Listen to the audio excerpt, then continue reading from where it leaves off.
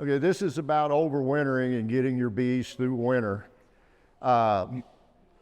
It's not that difficult to do that, but you have to have healthy bees. Okay, that's number one as far as it goes.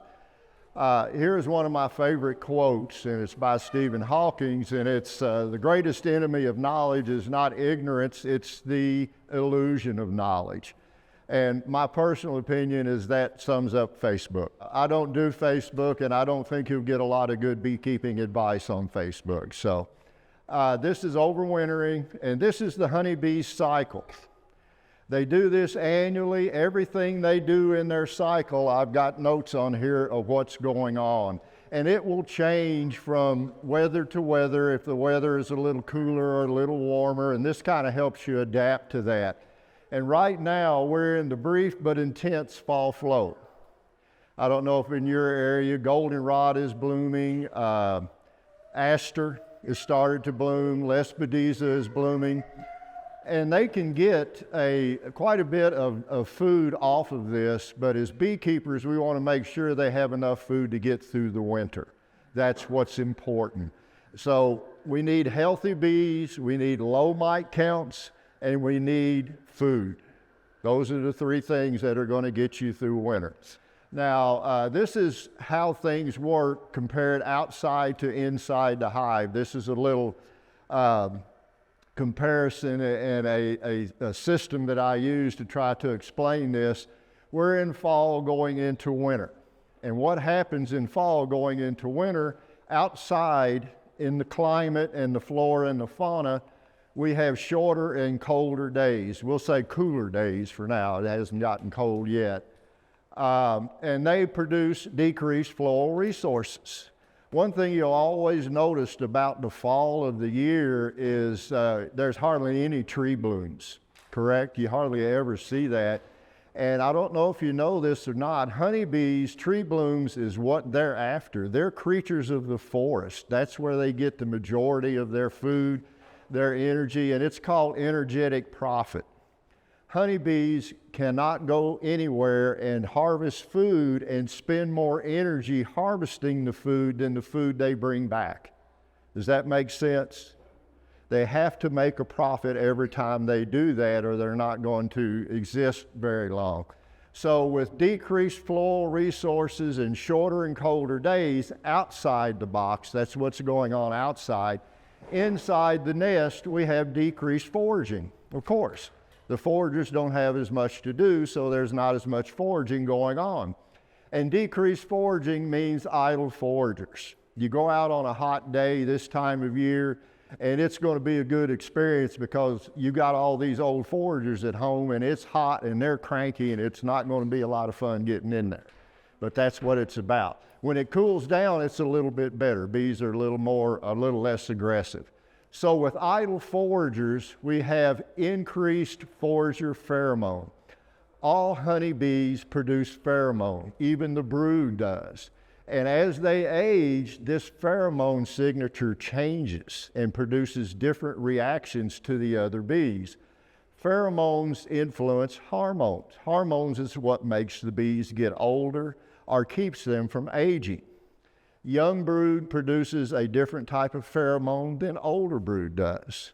And that's what it happens in the spring when we transition from winter bees to foragers that are going to become the foraging force going into spring. Winter bees are excellent for overwintering. They heat the cluster very well, and they're going to have proteins in their body that in December, when the queen starts laying again, they can feed the brood that's going to be produced during that time. And why is that? There's no foraging to be done in December. That's not going to happen. So they're set up. They're ready for this weather. They're ready for the climate. And with decreased foraging and decreased floral resources, we have decreased nutrition. And what does that mean? The queen is fed less. So if she's fed less, what happens? She doesn't lay as many eggs, and the brood amount gets smaller. And that's part of going into winter. And with less brood, we have decreased brood pheromone. And with decreased brood pheromone and increased forager pheromone, what we have is decreased behavioral maturation. The bees that are emerging and being reared now will, their behavior and their maturity will be slowed down considerably. Winter bees is what we're after, and this is what's going to happen. Nature is set up that the pollen the honeybees get this time of year has different proteins and different makeups than the pollen in the spring. And in the spring, what happens, they produce super queens.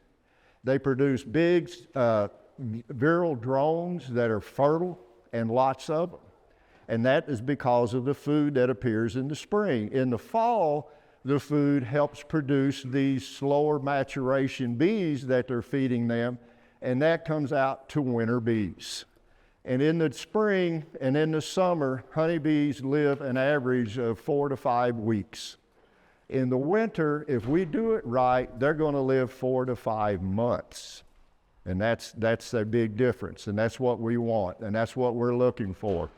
And when you consider the climate, the flora, and the fauna, which is the animals, that's called phenology, and that is the study of the relationship of the climate with the flowers and the animals. And it happens throughout nature.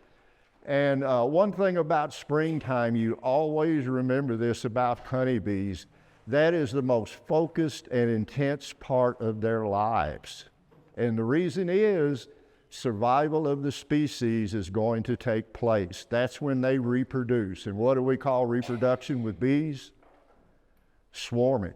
And it's very difficult to stop that because that is the urge. That's what they want to do. Now, the requirements for successful overwintering, we have a building population of bees with a young, genetically sound queen. You can get through winter with an older queen, but you reduce the swarming possibilities in the spring with a younger queen. She produces more pheromones that keeps cohesion together and keeps the bees together. Now, genetically, if you ever want to have just good, solid, genetically sound queens, guess what? You're going to have to raise your own. It's very difficult to buy them. The commercial queens that are sold in this country, 98% of them are sold to commercial beekeepers. And guess how many times a year they requeen? Any idea? 3 to 4 times a year. So don't expect a lot out of commercial queens. And if you ever get to the point you're rearing your own queens, trust me, your game will change. Your beekeeping game will change. You'll get to a point where you're not going to believe how healthy your bees will be and how many you're going to have in that hive. Now, healthy and disease-free, that kind of coincides with that. Low mite counts. I start doing mite counts as soon as I take my honey supers off because I want to do a mite treatment and get it done and do a mite count. And why do I want to do a mite count after I do a treatment? Make sure you got it. Make sure it worked. Yes, that's exactly right. And I also want to do it early enough that if it doesn't work, I've got time to do another one. See what I'm saying? And we like to get that done before mid to late August because that's when the winter bee production starts. It doesn't start just full blown during that period, but it will pick up as it gets into September and October, and we want our bees healthy when they start producing winter bees. Ample food stores, and if you don't have ample food stores, you're going to have to do supplements. But I want to say this now, as far as nutrition goes, and I love reading and studying about nutrition, there is nothing on the market, or has there ever been, that we can feed our bees that is even equal to what they feed themselves. Sure. Does that make sense to you? I mean, that is so true. That is such a fact. And so many studies have been done on that, and they always point to the natural foods. So, woodenware that will withstand the winter and the spring buildup. Right now is the time, if your boxes are not in good shape and your bottom boards are rickety, now is the time to do it. Because if we do things right now and get our bees through winter, all we're going to have to do in the spring is a couple of manipulations and get them into the honey flow. That's what we want to do. So make sure you don't have rotting boxes with mushrooms going out of the side of them. That's personal experience there. I've seen that happen. And you've got your colonies where you want them. If you need to move them, do it now. So when the spring comes, all the bees have to do is go out and build up and harvest you some honey. Now, proper setting of the apiary is just what I described. Don't put it down on the creek. It doesn't work very well. Don't put it in low areas. I like higher elevations, and I like full sun. That's the way my bees do best. I have 4 apiaries that I run, and the 2 that just outdo the others, and the others are going to get changed this winter, are a little bit higher up, and they're not damp at some times of the year where fungus and other diseases and bacteria can grow. Guess what else springtime is good for? Diseases, because everything a disease need is there in the spring. So we want to have our bees set where they can move air and keep it dry in there, and they have low mite counts, and they're ready for winter. Now, insulation. Anybody here wrap their hives? I've never done it.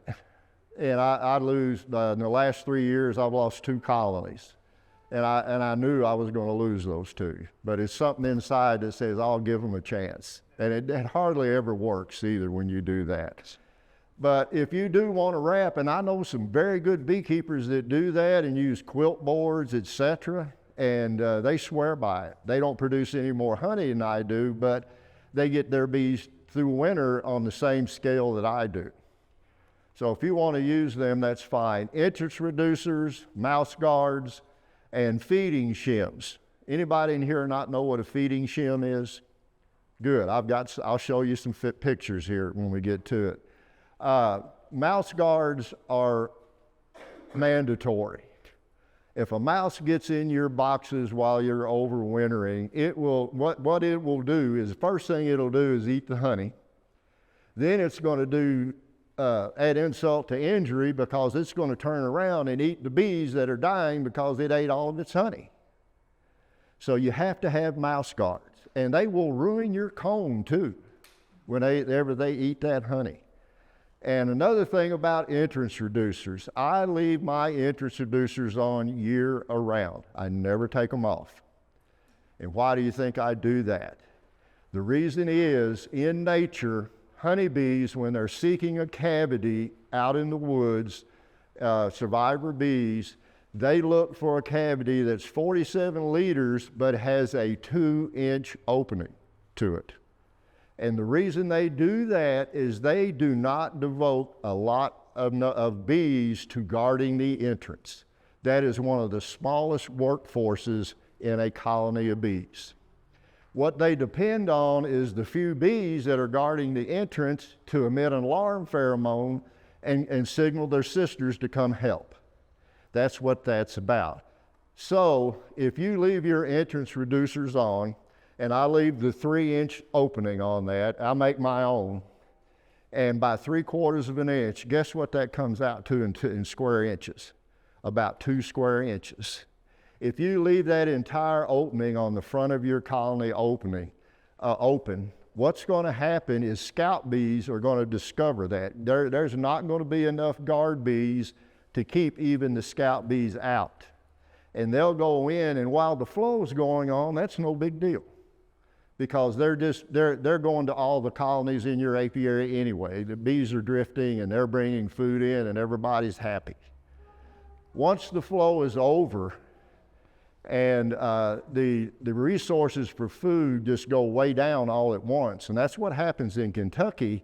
These scout bees will remember where these weaker colonies were, and they'll go back and they'll go again. And if they get in this time, they're going to go back and get their sisters. and they're going to come back and keep coming back, and they're going to rob you out. So since I've gone, and I did this about 10 years ago, since I've gone to the introducers on year-round, I've had no robbing whatsoever. So think about that. And robbing is something that bees, it's not natural to bees, but we've created that as beekeepers by putting all these boxes in one area. Out in the wild, it's rare because there's a mile or so between colonies. Now, this is what I said earlier, the size and health of a colony in the spring is directly related to its size and health in the previous autumn. What your bees are now, good and strong and healthy, that's what they'll be in the spring. I attend some of these commercial beekeeping conferences. I'm not a commercial beekeeper, and one is called the Indoor Storage Conference. And Jason Miller, whose father is John Miller, that's one of the biggest beekeeping operations in the country. Once upon a time, they had 80,000 colonies. And John Miller's dad used to say, junk in, junk out. That's what happens with your bees. If you've got sick bees in the winter or small colonies that are just spinning their wheels, and I call them wheel spinners, they don't ever seem to get anywhere. If they make it through the winter, which they probably won't, that's the best they're going to do in the spring. So you need to, what you can do, here's the way I look at this. If we've got a small colony and the queen is not showing a good pattern and we think we need to do something, I consider what brood is there, as long as we're not having disease in here, I consider what brood is there a resource for me, that I can use those resources to shore up one of the medium type colonies that's building, or even another colony that's a little stronger than this one. And you do this, cull and combine, and take your losses in the fall, and your losses in the spring will just go away. That's the way it works. You're still going to have acts of God and things go on in the winter that will make you lose a colony, but as far as being strong and healthy and you assisting them, you have control over that.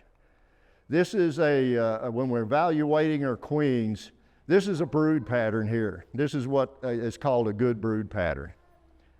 Anybody disagree with that? This is one of my new queens from this year.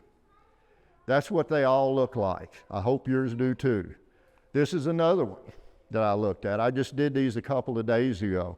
These bees are getting ready for winter, and the bees under those cappings are probably, most of them are winter bees, and they're good, strong, and healthy. This is not such a good pattern. Do you see the difference? See this and this? Night and day, isn't it? A lot of things going on here I don't like, and one that really stands out besides the spotty brood pattern is there's no food in there, no nectar at all. So we probably got a forager problem. And still though, if this frame is not diseased and this colony is not diseased, this is some resources. I'm liable to call that queen more than likely because she may be the problem, and put these resources in a colony they can build up and help me harvest honey or make honey in the spring. Does that make sense? That's what I call resources. Some people think if you spend all your time trying to get sick bees through winter, and I got to talk to Randy Oliver about that at HAS one year. I called them wheel spinners, and Randy says, no. He said, way you look at it, he said, don't spend 80% of your time with 20% of your bees. Makes sense, doesn't it? And what you need to do when you do have colonies that seem to be lagging behind and you've got other colonies over here that are booming, of course you're going to look at the smaller, weaker colony, but you should also try to figure out why these bees are doing so much better than these. Look in there and see what's going on. Compare it. Always look at the good as well. There's two things going on there. This is a frame that you're liable to see a lot this time of the year. Does it look bad? What I see is just a bunch of brood that's emerged, and we're going into winter. And I would bet money that if you looked in this area right here, now if this frame was in the top box, what would I expect to see in this area here? Bees try to move down in the winter and store the food up. They do that 99% of the time. If this was in the bottom box, what do you think I would see in there? Probably eggs and larvae. They would start using that again. These are just some things that I think about when I go in to do inspections and go into my apiary. Now, I love this. This is, we were talking earlier about a book that I like. It's called 1,000 Answers to Beekeeping Questions. And it's Dr. C.C. Miller, who was the original answer man for the American Bee Journal in the 1900s. And probably 900 of those questions and then those answers he gives are applicable to today. Things are still the same. And you can get this book for free online. It's called the Gutenberg Project. You can go on there and Google honeybees or do a search for honeybees on the Gutenberg Project, and they give a big bunch of free books by guys like this. And what he says, the guy wrote in, he says, when is the best time to feed the bees? The best thing is to never feed them, but let them gather their own stores. I've already said that.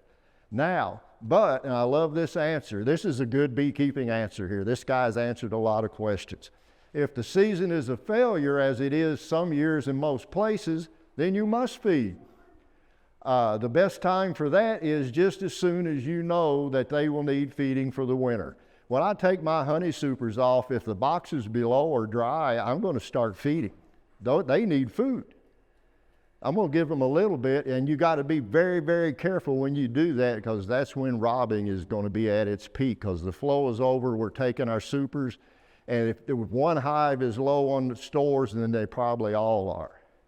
But he says, the best time is just as soon as you know they will need feeding for winter, say in August or September. October does very well, however, and even if you haven't fed until December, better feed then than to let the bees starve. That's a pretty catch-all answer, isn't it? If they need feeding, feed them. So that's Dr. C.C. Miller, and it's great. He was a physician and decided he was making too many people sick, so he devoted the rest of his life to honeybees. And I've seen you'll see a lot of that the way it goes. Fall feeding. The rule of thumb when we feed, 2-to-1 ratio, 2 parts sugar to 1 part water, promotes storage of the food, okay? 1-to-1 ratio, 1 part sugar to 1 part water, promotes consumption of the food and brood building. So when do we want to feed 1-to-1? In the spring. When do we want to feed 2-to-1? Right now.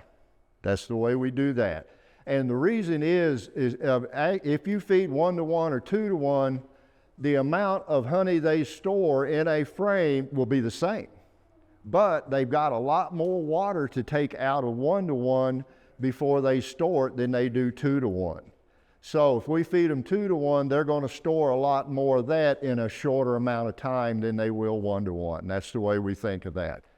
Pollen patties, be careful when you feed pollen patties. Winter patties are different than pollen patties. Winter patties are mostly carbohydrates, very similar to feeding them sugar, and it's okay to feed them during the winter. Pollen patties that are brood builders have too much protein in them and can cause dysentery. So don't feed that during the winter. Candy boards, a lot of people make candy boards and feed and put that on top. I call them fail-safes. If they don't have enough frames of honey, I'm going to put something on the top bars to feed them and back up what they have stored.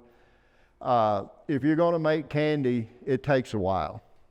I used to do this, and the first time I ever made it, I thought, well, I'll watch this football game and make a few candy boards. And about halfway through the season, I had most of them done. And it's amazing how long it takes, because you have to boil it to a big temperature so when you pour it, it hardens. And I've got some solutions to beat that works just as well.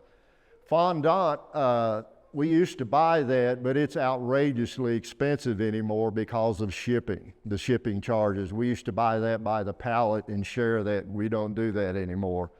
Dry sugar is okay. Dry sugar should be more of a emergency type thing, because bees consider dry sugar a foreign object in your hive, and what they'll try to do is remove it. They'll remove a lot of it. They will eat some of it, but they'll remove more than they eat. But it's better than nothing. If you run out and you don't have any sugar bricks or anything like that to put on there, it's okay to feed dry sugar. The way you would do that would put a piece of newspaper on your top bars, wet it, mist it, poke a few holes in it, and put the sugar on there. Anytime you put paper in a hive, and I use wax paper to do this sometimes, you need to poke a few holes in it, because honeybees' mandibles cannot grab a piece of paper. They cannot chew it unless you give them an opening to start with it.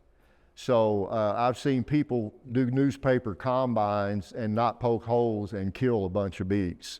So remember that when you use newspaper to do anything. This is a slush mixture that my buddy Kent Williams came up with, and here's the recipe. This works very well. It's 25 pounds of sugar, 3 tablespoons of Honey Bee Healthy, 3 tablespoons of citric acid, and 1 quart of apple cider vinegar.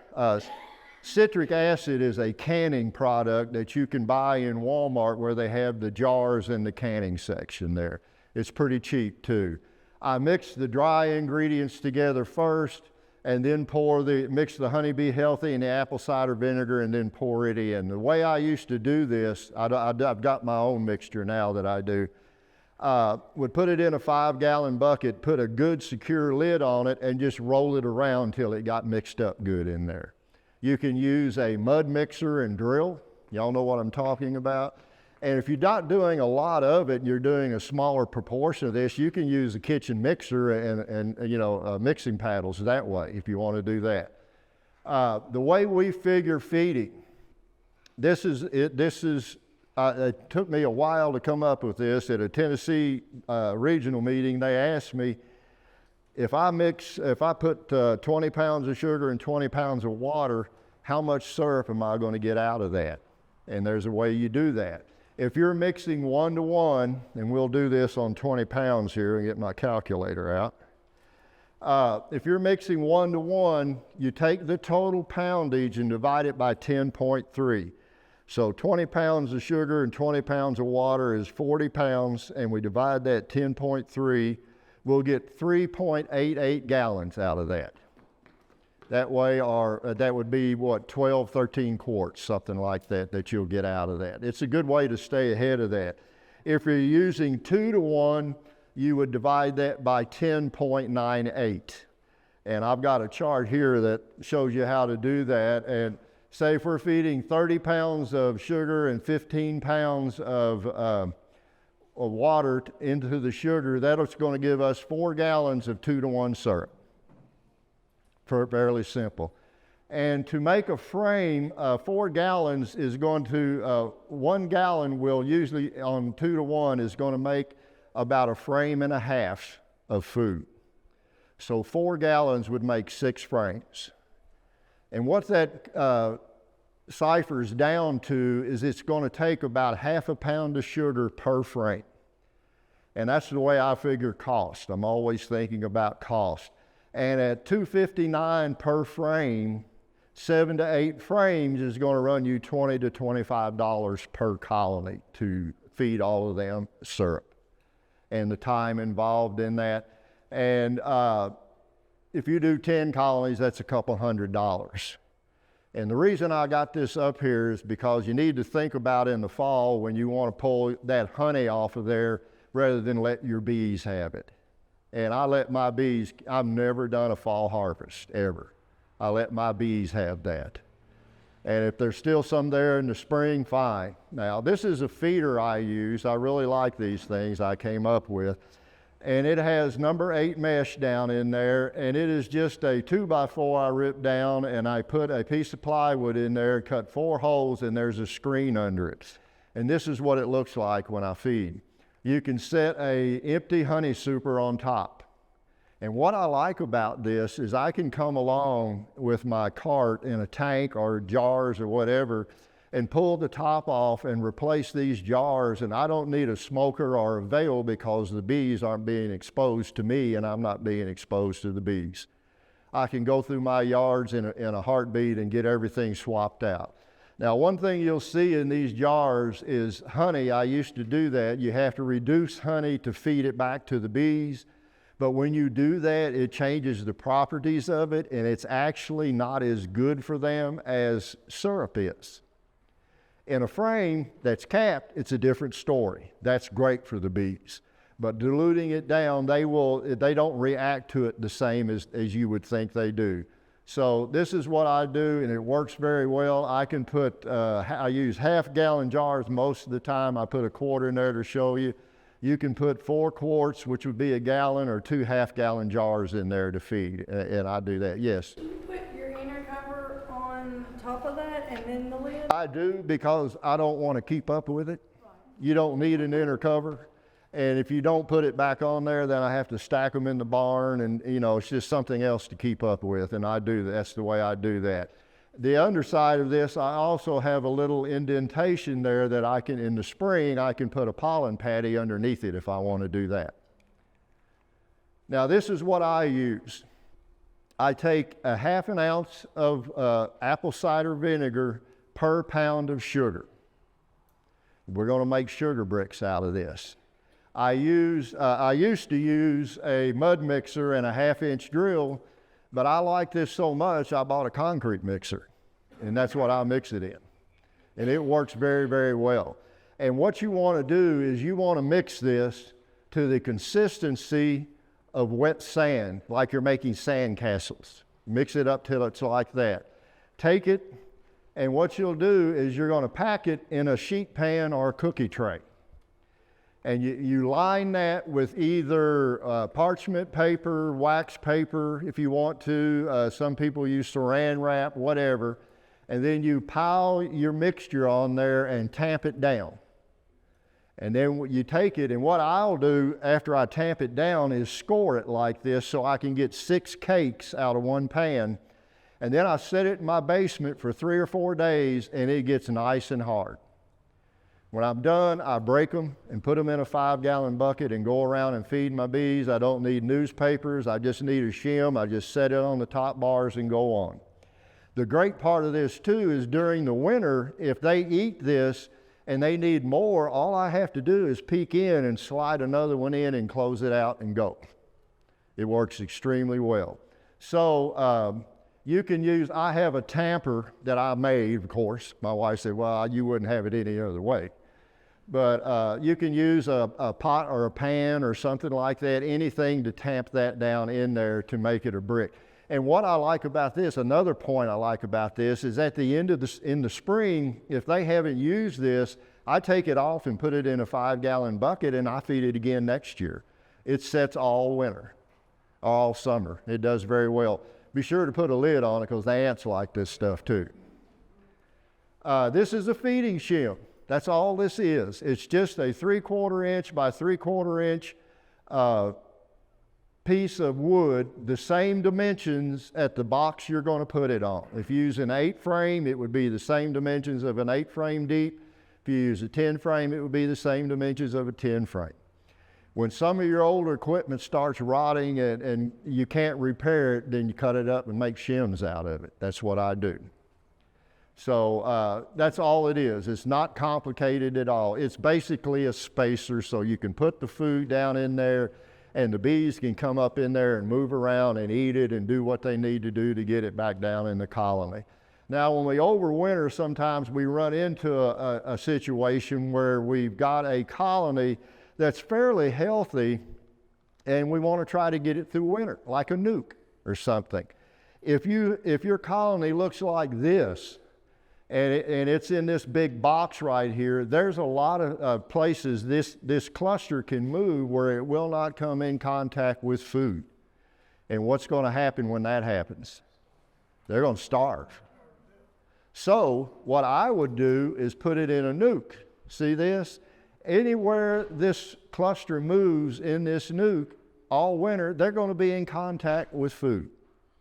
And that's what we're wanting to happen. I do this type of a deal. It's called a follower board with an empty space on it, and I put stack on the other. I'll show you a picture of it here in a minute.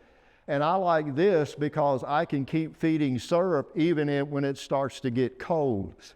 The problem with feeding syrup above bees when it starts to get cold is that the temperatures can cause pressure differentials in the jars, and the jars can leak on the bees.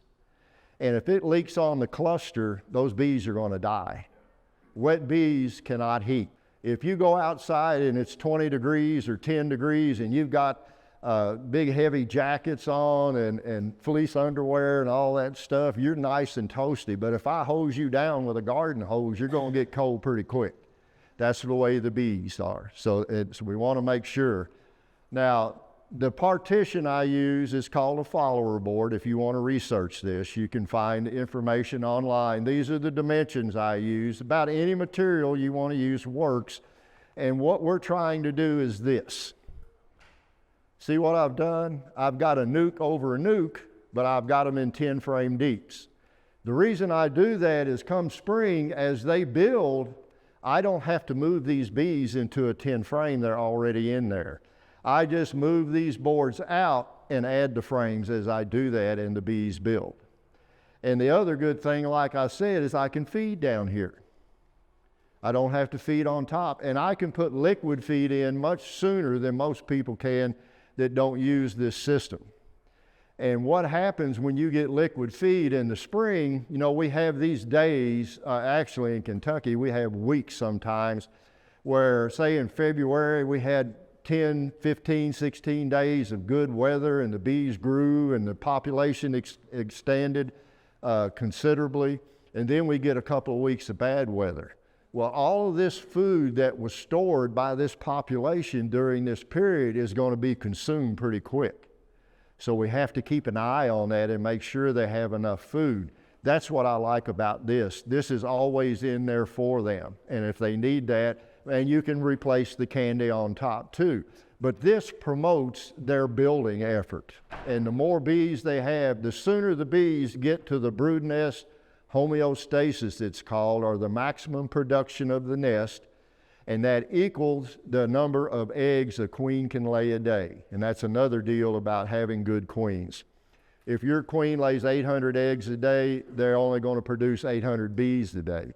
If your queen lays 1,500 eggs a day, they're going to produce 1,500 bees a day. And you'll get a lot more honey that way with your better queens. But this... Before you move, so how do they, if you have the follower board in there, how do the bees get over there to get the sugar water? They go down here underneath this follower board. You slide it up under it. Okay, so you're using like Boardman feeders inside there? That is a entrance feeder. And actually, yeah, that is what I do with this is, and I can put 2 or 3 of these under there, you just slide it up underneath there, and the bees can get it whenever it's warm enough for them to come down there and get that. That's what I like about that. I never use an entrance feeder in the entrance. Does that make sense? You know why? You're inviting robbing. You set a smorgasbord up out in the open, and don't use entrance feeders in the entrance. You can set it on the top bars and put an empty box over it and do the same thing, but you won't induce robbing. So think about that. Never use entrance feeders in the entrance. This is a depiction of exactly what I do with the follower board. See, I've got 5 over 5 and the bees are down here, and they will zoom and build unbelievably quick that way. And here's an experiment I did a few years ago about this. This is Kent's slush mixture right here. And I had 3 frames of bees in here and 4 frames of food, and I didn't have enough food to put them in a nuke over a nuke, so I put a follower board in there and did this. What happened, and I fed them down in here, the bees normally will eat their way to the south side of a box during the winter. You know why they do that? Warmth, that's right. They want to raise brood, and they need the heat, and they will move towards the south side. And when I do this configuration right here, this dead area is always to the north. I give them a dead air space for insulation. It's always to the north. And then as the bees build, I move the follower boards out and then add foundation or whatever. Okay, now, this experiment I did, this is a double nuke. I did one side by side. These are these bees right here. And once spring come and they had some brood in here, I took 2 frames out. I took a frame of brood and a frame of food and put it over in a second deep right here and follower boards on it, and then put 3 frames of comb in there, and they built extremely fast. They produced 4 supers of honey. That colony did there, and there were so many bees in there, I had to make a nuke. I was afraid they were going to swarm. I had to take bees out, and I made a nuke and let them rear a queen too. The nuke over, the 5/5 did okay. They produced a super of honey, but nowhere near this. And I think the conclusion to that is bees like to work in the heat of the sun plus the heat of the brood nest below. And if you get them moving vertical, they will build much, much faster. That's their natural instincts, the way they do that. This is something you can put over your colony. They're available now. It's called a hive hugger if you wish to wrap your bees. This is just polystyrene is what it is, and it's notched and it snaps together over a deep or a 10 frame or 8 frame or whatever, and it's got a little, they're kind of expensive, which I guess you would expect that with bee stuff anymore. Now, my conclusion is successful overwintering requires that you start with a strong colony in the fall. That's a no-brainer, and that is no compromise to that either. To achieve this will require mite control and monitoring beginning in the summer shortly after the main flow and the honey is harvested. Keeping the mite population under control is essential to the colony's production of a strong and healthy population of winter bees. After you treat for mites, confirm the treatment worked. Always do that. Make sure your treatment worked. There have been too many instances actually where people have treated bees and the treatment they bought had expired or the package got open some way or another and it didn't kill any mites or it didn't get them down to the level you want. So always check and make sure it works. Once you have the varroa population under control, you will be obliged to keep up with the food sources through the winter. Make sure they make it up until spring and things are booming and they're bringing in lots of food. Keep that food on there. You can always take it off, your sugar bricks or whatever you put on there. If you have to, start feeding in the summer. It doesn't hurt anything. If you want to make more bees before they start storing, just start feeding them 2 to 1 and let the population get up and then cut it down to 1 to 1. Start with 1 to 1 and cut it down to 2 to 1. And always remember that spring honey production begins after the preceding year's honey harvest, and that strong hives going into winter make strong honey producers the next spring.